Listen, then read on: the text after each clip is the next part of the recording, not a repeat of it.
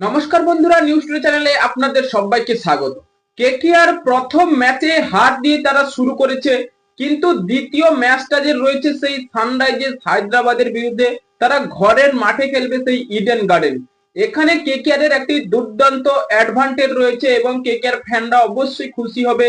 তাদের ঘরের মাঠে খেলবে এবং অবশ্যই জয় পেতে হবে, কারণ মুম্বাই ইন্ডিয়ান্সের কাছে হার হয়েছে সেই 220 রান, অর্থাৎ কেকেআর যথেষ্ট রান করেছিল জিতার জন্য, কিন্তু তাদের বোলিং অ্যাটাকটা দুর্বলের জন্য তারা হেরে গিয়েছে।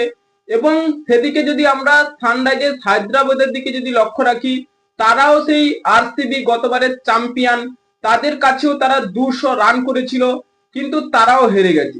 এবং কেকেআর যেমন চাইবে তারা জেতার জন্য, কারণ তারা প্রথম ম্যাচ হেরে গেছে, এবং হায়দ্রাবাদও চাইবে যে তারা প্রথম ম্যাচ হেরে অর্থাৎ দ্বিতীয় ম্যাচটা যেন জিততে, কারণ কেকেআর এর যেমন মাতিসা পাতিরানা নেই এবং হায়দ্রাবাদের প্যাট কামিন্স তাদেরও বোলিং অ্যাটাকে নেই। তাই কেকেআর এবং হায়দ্রাবাদের সামঞ্জস্য যদি আমরা দেখি এবং তাদের 2024 বলুন, 25 এবং 2023 সালের যে কোয়ালিফিকেশন গুলো, সেগুলোর দিকে যদি আমরা লক্ষ্য রাখি, এবং কেকেআর এর জিতার পার্সেন্টেজ আমরা অবশ্যই বেশি দেখছি, সেখানে হায়দ্রাবাদের ম্যাচ জেতার পার্সেন্টেজ কম।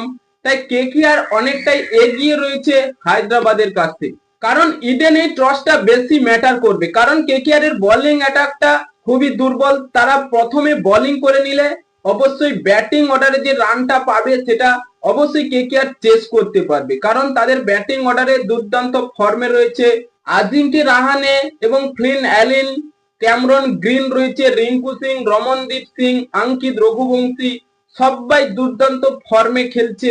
এবং অনেকেই প্রশ্ন তুলছে ক্যাপ্টেন্সি নিয়ে। হ্যাঁ বন্ধুরা, ক্যাপ্টেন্সি নিয়ে কেকেআর এর প্রশ্ন তো ওঠাই দরকার, কারণ 2025 সালে যেভাবে আজিঙ্কে রাহানে দায়িত্ব নিয়ে খেলেছিলেন, তার ব্যাটে দুর্দান্ত রানটাও দেখেছিলাম, কিন্তু 2026 সালেও সেই একইভাবে তিনি ম্যাচ হারছে।